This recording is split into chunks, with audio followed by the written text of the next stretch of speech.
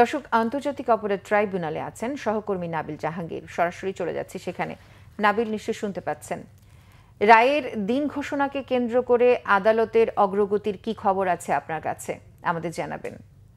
ফারহানা, আপনি জানেন যে সাবেক প্রধানমন্ত্রী শেখ হাসিনা সহ ৩ জনের বিরুদ্ধে যে মানবতা বিরোধী অপরাধের মামলা, সেটির রায়ের তারিখ আজকে ঘোষণা করা হবে এবং আমরা যেটা জানতে পেরেছি যে 11টার পরে আসলে যে এজলাস সেটি বসবে এবং সেখান থেকে আসলে রায়ের যে তারিখ সেটি ঘোষণা করা হবে। আমরা সকাল থেকে আছি এখানে।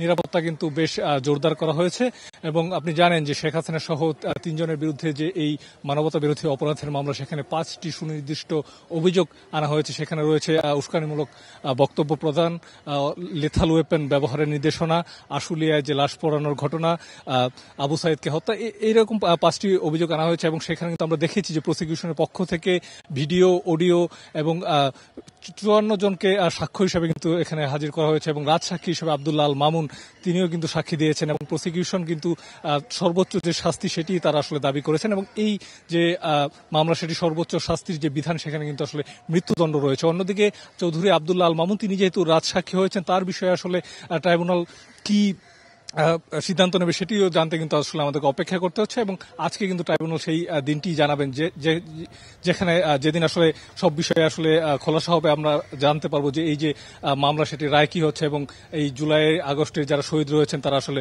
কতটা ন্যায় বিচার পাচ্ছেন। ফারহানা, ধন্যবাদ আপনাকে।